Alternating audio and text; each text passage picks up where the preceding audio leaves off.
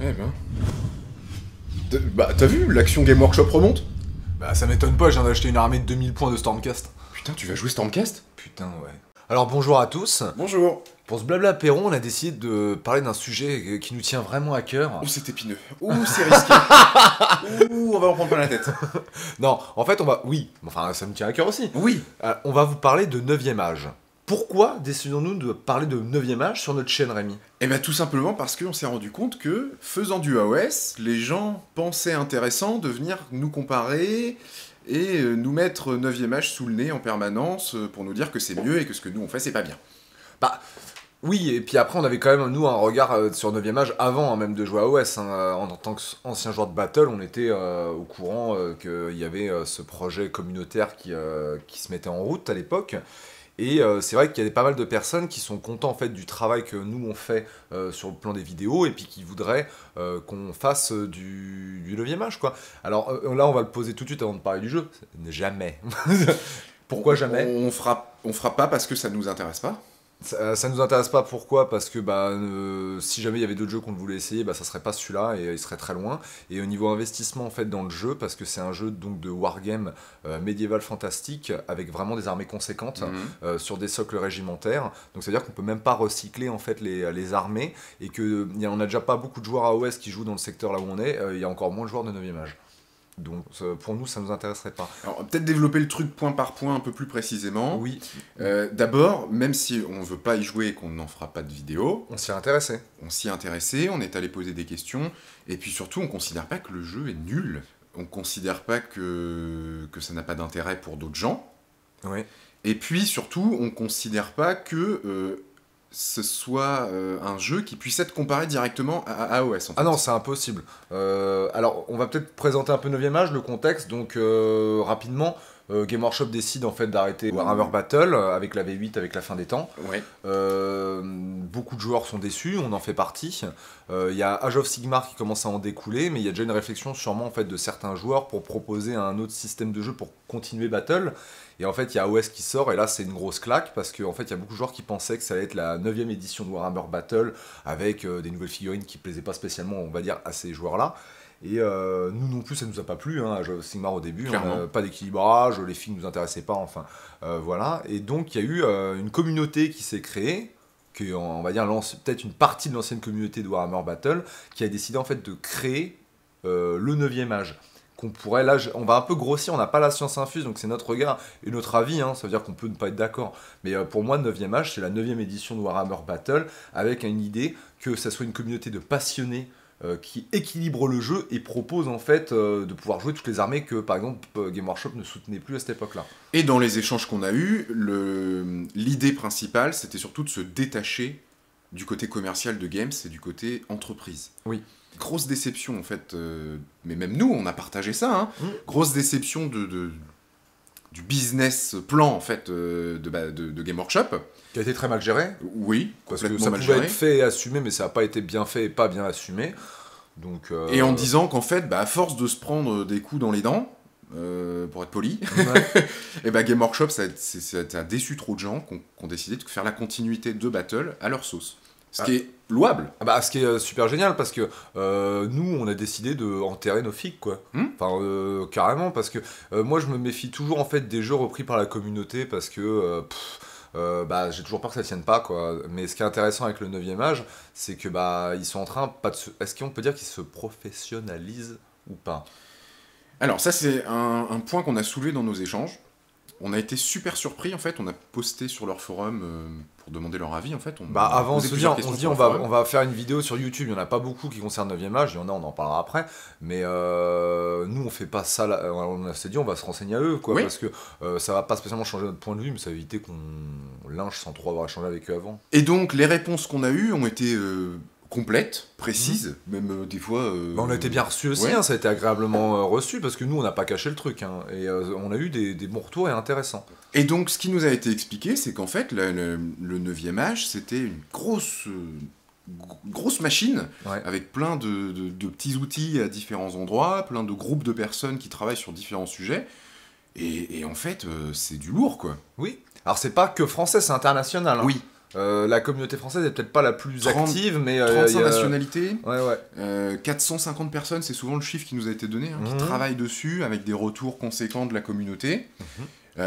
Donc, quelque part, on n'est pas sur ce que nous on appelait un petit jeu communautaire, un petit truc fait dans son coin. Non. Ça a pris de l'ampleur, et leur gros objectif en ce moment, c'est la sortie de la V2. La V2, qui va normalement stabiliser le jeu. C'est ça, qui devrait être une version stable, avec plusieurs choses qui sont mises à la disposition des joueurs, notamment des kits d'initiation, un fluff peut-être plus conséquent que ce qu'il est, parce que je suis allé voir un peu sur leur manuel, c'est ce qu'ils nous ont conseillé de faire, donc on l'a fait. Ils ont des problèmes aussi pour traduire, parce que ça demande énormément de travail en fait de traduire en français, donc c'est fait par des gens qui sont souvent bénévoles, enfin qui sont bénévoles. Ouais, et puis ce qu'on a compris aussi, c'est qu'il y avait tout un aspect juridique, une petite guéguerre avec Game Workshop, sur tout ce qui était droit d'auteur. Ça c'est normal. Propriété privée des conceptions et des créations. Donc ce qui se passe, ils changent le nom, enfin ils changent les choses. Et c'est vrai qu'après quand on regarde un peu sur leur forum, ou alors même sur le Warfo, parce qu'en ce moment ils sont en train de basculer un peu sur le Warfo pour justement se dire, pour attirer de nouveaux joueurs, il faut avoir un peu plus de visibilité. Ça on en parlera après. Mais résultat, ils étoffent un peu leur jeu. Donc, et ça, c'est à la fois un avantage et un reproche. Parce que ça veut dire que moi, par exemple, pas moi, mais quelqu'un qui veut se mettre à 9ème âge, ça va être super compliqué. Parce que tant que la version n'est pas stable, c'est compliqué de se lancer dans une armée, peu importe ce qu'on y recherche, parce qu'on ne sait pas trop où ça va, quoi, et comment ça évolue. On rappelle peut-être, parce qu'il y a peut-être des gens qui ne connaissent même pas Battle, c'est quoi la spécificité ? Avant d'aller dans le stratégique et le gameplay pur, moi je veux juste rajouter quelque chose sur l'enrobage du truc. Moi j'ai été pas mal surpris aussi de voir qu'il y avait beaucoup de boutiques indépendantes qui proposaient du matériel, des figurines, estampillées 9ème âge. Donc ça rajoute aussi de la force à leur projet. Ça c'est important, parce que si t'as pas les figurines, ou au moins, même si c'est pas que ça que tu utilises, mais si t'as pas au moins une présence en magasin qui commence à s'améliorer avec des figurines spécifiques 9ème âge, pour moi le Wargame c'est aussi un jeu de figurines à peindre, de modélisme. Donc ça permet aussi de rebondir sur ce que tu disais par rapport aux gens qui veulent commencer, qui connaissent pas Battle, etc. Au moins ils ont un peu de repères concernant l'esthétique. Donc maintenant, si tu veux, on peut rentrer un peu plus dans le détail du gameplay. Oui, parce que c'est ça qui est mis en avant. Je rappelle qu'ils ont fait le TC, donc ça veut dire qu'il y a une grosse communauté de tournoyeux chez 9ème âge, et je pense que le jeu s'y prête, après à voir quand ça sera stabilisé. Donc c'est un jeu, c'est un wargame comme l'était Battle, avec en fait des socles régimentaires, donc des socles carrés, avec des angles de vue. Donc ce qui apporte en fait une complexité lors des zones de déploiement et des mouvements. Il faut faire attention et préméditer les coups de ses adversaires.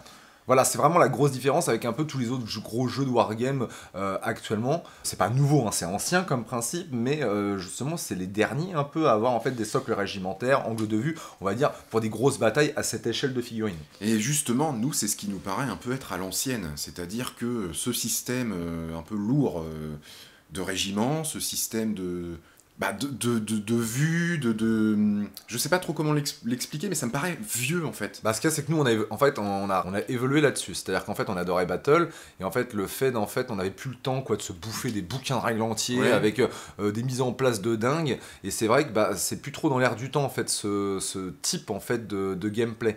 C'est pour ça que je dis que ça, c'est vraiment communautaire, dans le sens où les gens passionnés par ce truc-là peuvent s'investir dans un projet à fond.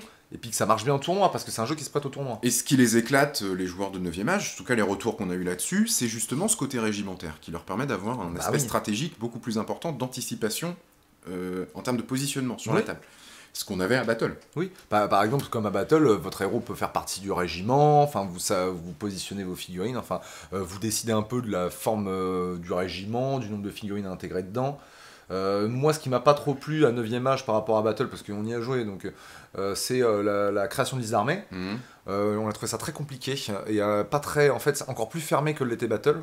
Enfin, ça c'est mon avis, mais ça c'est parce qu'il y a le côté équilibrage. Ce qui est vraiment mis en avant par 9ème âge, c'est aussi l'équilibrage. Donc ça se ressent en fait beaucoup sur le gameplay, parce qu'en fait ça fait partie du jeu, de la création de listes est très importante comme l'était Battle, comme tous les jeux, mais après, à 9ème âge, t'as pas le choix, t'es obligé vraiment de... L'air du temps va plutôt à la fluidité, à la simplicité, je pense. Et là tu peux pas. T'es obligé de réfléchir de base pour Oui, et tout en gardant un côté d'optimisation, et c'est de ce point de vue-là que moi je considère que 9ème âge, c'est un peu old school, quoi. Ouais. Une façon de fonctionner qui convient probablement à des gens nostalgiques, qui veulent voir continuer une certaine forme de wargame, mais nous, on va privilégier la fluidité, tout simplement. Et puis, je me demande, moi, si tous les efforts d'équilibrage vont pas les amener à avoir quelque chose de... J'ai peur qu'ils se perdent là-dedans, moi. D'indigeste. Enfin, on a remarqué que des fois, ça simplifie à gauche pour complexifier à droite. Mais c'est toujours des bonnes idées. En fait, c'est un peu comme quand on fait du jeu de rôle, on est maître du jeu. De temps en temps, on part sur un scénario bidon, puis on s'enflamme, quoi. Ça veut dire on complexifie le truc à fond. Et en fait, de temps en temps, il y a un peu ça avec 9ème âge. Ça veut dire on fait 2 pas en avant, 1 pas en arrière, 3 pas. Enfin, voilà. Il y a un peu ce truc où c'est un peu complexe. Et souvent, on dit, ce qu'on reprochait à Game Workshop à l'époque, c'était de pas rééquilibrer ses armées, de laisser ses armées à l'abandon et tout. Puis là, c'est vraiment le contraire qui se passe avec 9ème âge. Mais d'un côté, là, on se plaint. Et quand je dis on se plaint, c'est sur leur forum, certains des joueurs de cette communauté qui décident d'attendre vraiment la V2 et de pas jouer au jeu en attendant parce qu'ils n'arrivent pas en fait à suivre à ce point-là, quoi. Et moi je comprends parce que quand on n'est pas un joueur vraiment ultra régulier, on peut pas passer notre temps à relire les règles en anglais pour être dans le mouvement, quoi. Donc ça s'adresse finalement presque à une certaine élite du hobby.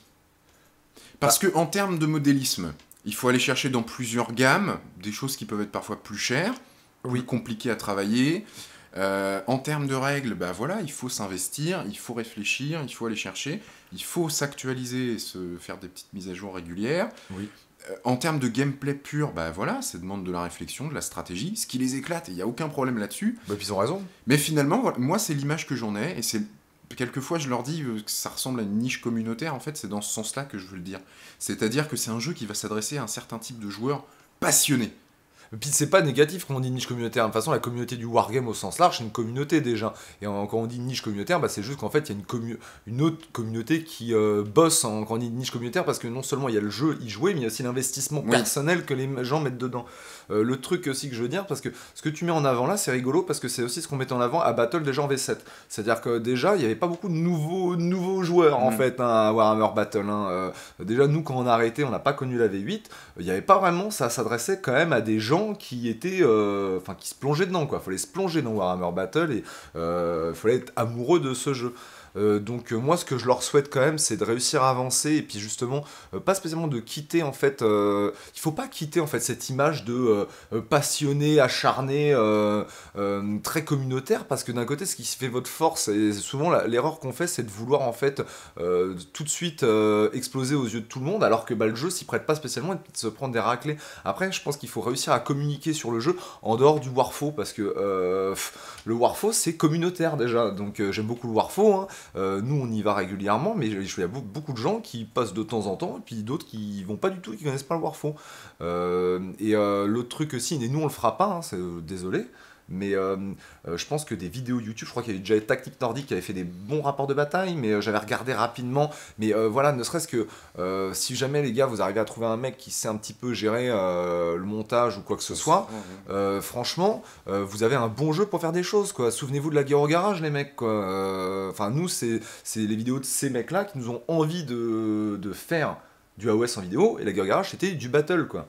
Donc il vous faut ça pour que ça puisse pas que ça puisse avancer, mais si vous voulez avoir une visibilité. Mais ça, on le veut, on le veut pas. En fait, quand on cherche, on va sur Google, on tape 9ème âge, on tombe directement sur un forum, donc une structure qui est quand même lourde, avec beaucoup d'écrits. Il est compliqué, votre forum. Ouais.